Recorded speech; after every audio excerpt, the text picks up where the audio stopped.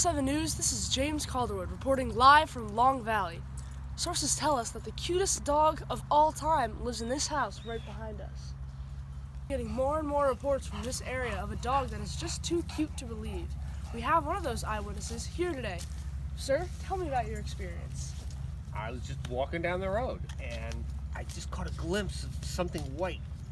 And I turned and looked and it brought me to my knees instantly, overcome with cuteness. And I think it went right into that house. Let's investigate.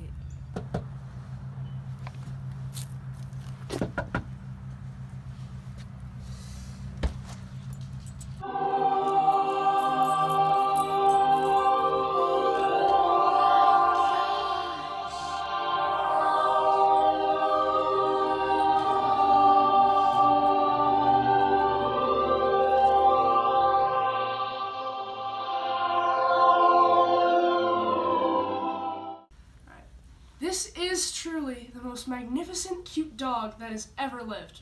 Reporting live from Long Valley, this is James Calderwood.